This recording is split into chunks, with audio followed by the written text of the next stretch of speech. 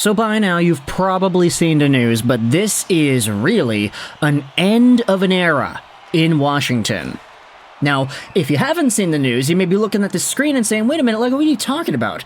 The Capitals, Evgeny Kuznetsov has been cleared by the NHL and NHLPA Players Assistance Program to resume practicing with the team. This news is from today.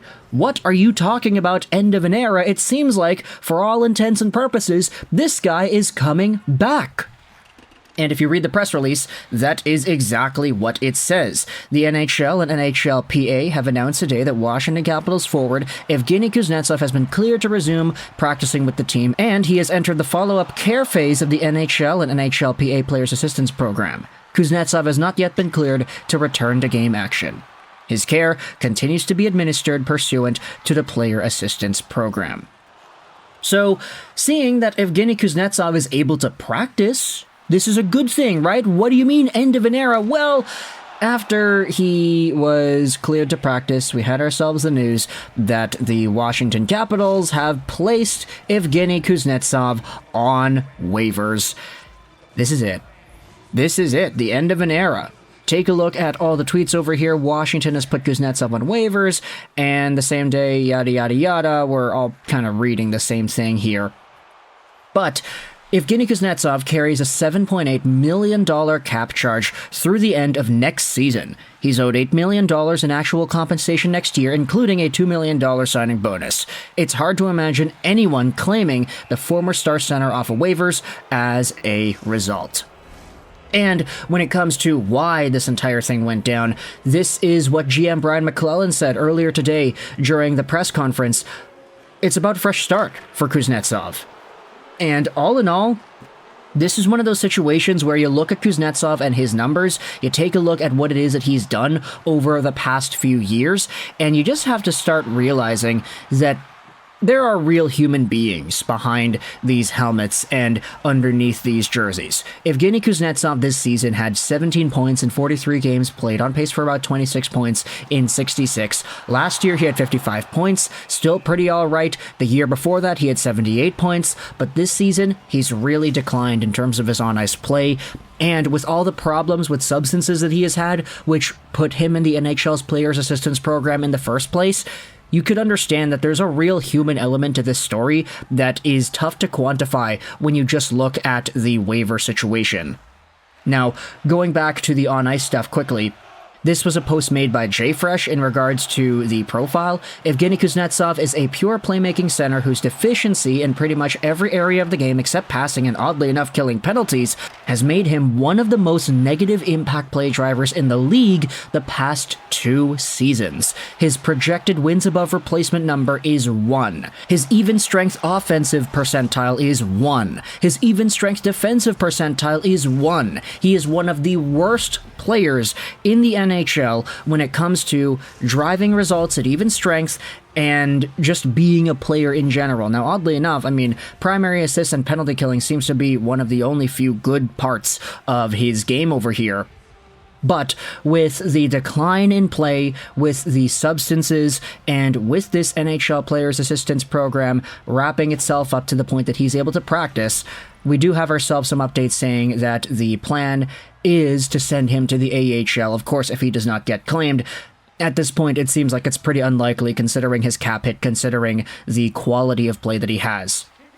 Now, I wanted to expand a little bit more on the substance issues because when it comes to that particular conversation, we did have ourselves Michael Kempny.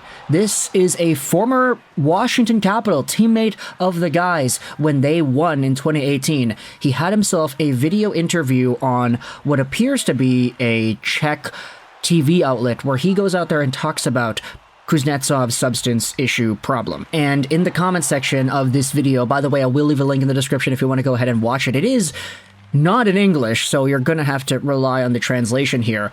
Kempny was asked about it in regards to Adam Ruzicka's situation, so there's the Czech connection there. He said that he wouldn't compare Ruzicka with Kuznetsov because they're different types of players, and that Kuzi played the whole 2018 playoffs while on drugs, probably implying that he was good despite the problem. It's not clipped in this video, but Kempny further continued by saying that Kuznetsov could do anything away from the ice, but he'd always be incredible on the ice, that he's a difference maker who can decide games or win playoff series. Kempny said that you needed at least that kind of player on your team. And lastly, he concluded by claiming that Kuzi needed the other things to be as good as he was.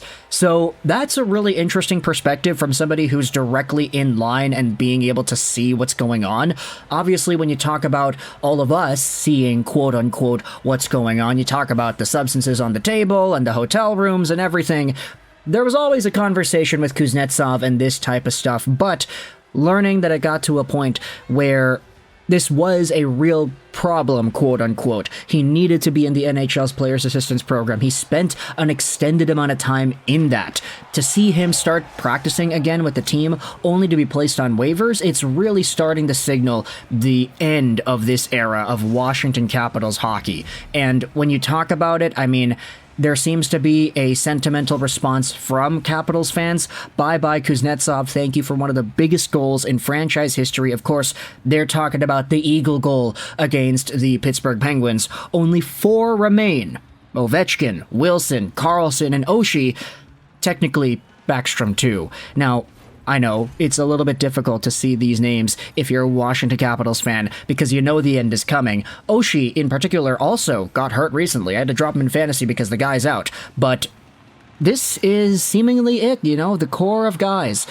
Maybe fading away in the sunset here. Of course, I mean, 2018 was only 6 years ago, and it's kind of weird when you think about it like that. But to reminisce and to see this team wither away with the amount of personnel on it from that time. But then you have to recognize, hey, a lot of these guys, Ovechkin, Wilson, Carlsson, Oshie, Backstrom, Kuznetsov even, when they played in that 2018 final, they were already pretty old. Not to say that Kuznetsov is the oldest dude in the world, he's 31, and 6 years ago he would have been 25, but everybody else, you know, TJ Sochi's getting up there, Ovechkin's getting up there, Backstrom, we probably are never going to see him play ever again, so that's just kind of the situation, man. It's an end of an era here with the Washington Capitals, and, I mean, yeah, he's not gone yet. Technically, the Titanic is still sitting there, too.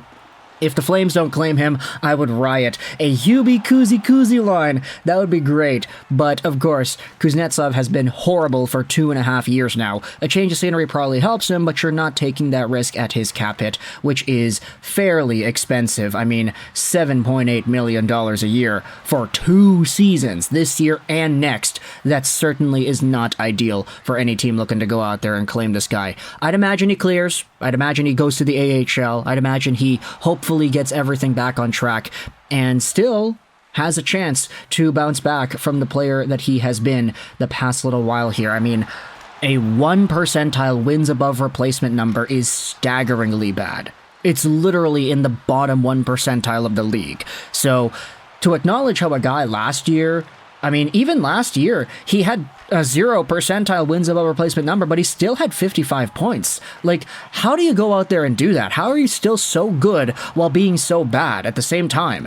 This is a very unfortunate situation, but at the end of the day, all we can do is hope that Evgeny Kuznetsov puts himself in the best positions to recover and get the treatment he needs. Hopefully, he's able to progress forward in life beyond this and put in the work necessary to get back up to being a good hockey player, get back up to being a serviceable hockey player, and be able to live his life in peace. So this is the end of an era. Let me know your thoughts in the comment section below about Evgeny Kuznetsov coming back only to be placed on waivers and the entire progression of how things are going to go afterwards. I hope you enjoyed this video, and bye.